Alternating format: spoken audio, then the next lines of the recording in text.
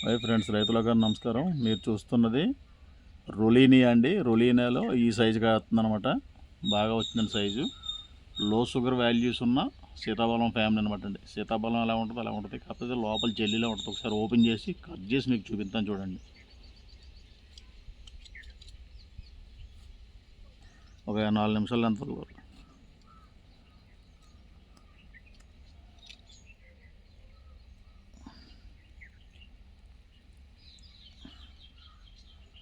ఇదిగోండి. అందరూ టేస్ట్ ఎలా ఉంటుంది ఏంటి ఎలాగా అని అడుగుతున్నారు. చూడండి, టేస్ట్ కూడా మీకు హెవీ స్వీట్ ఉండదన్నమాట అండి. లైట్గా అల్లం ఫ్లేవర్ కలిసిన స్వీట్నెస్ అనమాట అండి. మెడిసినల్ ఫ్రూట్ అండి ఇది కూడా. మనం ప్రతిదాన్ని కూడా తీపి కోసం ఆస్వాదించడం అనేది రైట్ కాదు.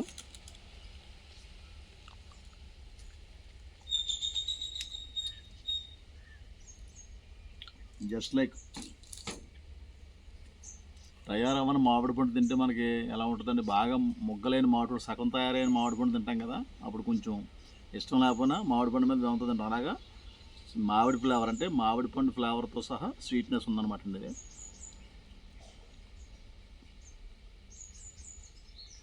ఒక తయారవ్వలేని మామిడి పండు సగం తయారైన మామిడి పండులా ఉందండి.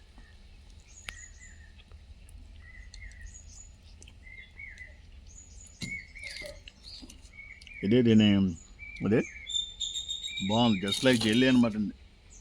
జెల్లీగా ఉందండి ఇది.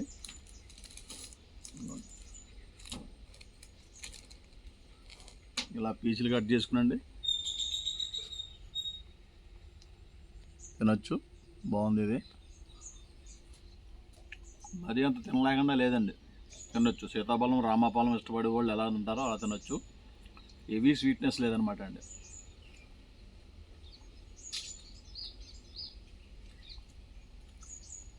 సీడ్స్, స్కిన్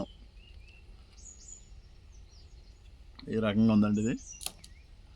ఇది ఈ సీజన్లో లాస్ట్ కాయ. మళ్ళీ నెక్స్ట్ అంటే ఇంచుమించు ఇయర్లో 2 సార్లు కాస్తుందండి ఇది. ఫ్లవరింగ్ అది చాలా బాగా వస్తుంది, చెట్టు బాగా పెరిగిపోయిందని. ఫార్మింగ్ కమర్షియల్ అమ్ముకుంటానికే లక్షలు వచ్చేస్తాయి, 1000 వచ్చేస్తాయి అని చెప్పం. కానీ ఏమైనా ఇంట్రెస్ట్ ఉంటే కనుక 1-2 చెట్లు పెంచుకోండి, మీ సొంతానికి మీరు తింటానికి చూసుకోండి. ఆ తర్వాత బాగుంటే రాబోయే రోజుల్లో ఎక్కువ మొక్కలు తయారు చేసిన తర్వాత తోటలు వేయాలా, వేస్తే మార్కెటింగ్ ఎలా ఉంటుంది అన్నది అప్పుడు చూసుకుంటారు. కానండి ఇది నా అభిప్రాయం. మా పొలంలో నేను పెంచిన చెట్టుకి కాసిన కాయ కాబట్టి నేను చెప్పగలిగే మాటలండి ఇవి. అంతవరకే.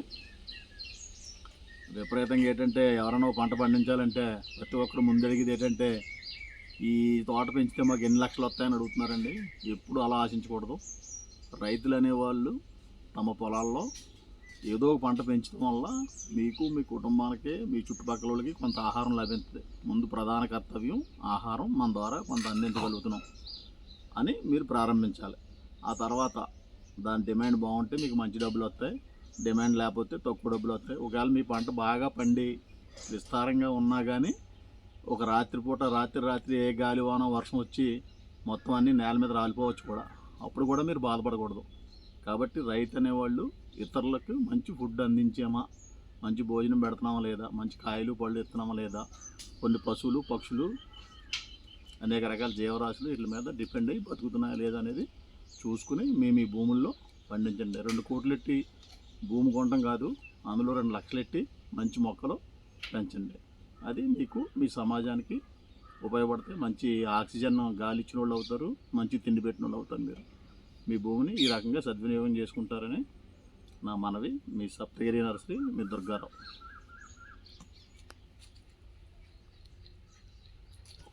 ఒక ఫోటో కొట్టి దీన్ని ఎంత పెడతాం.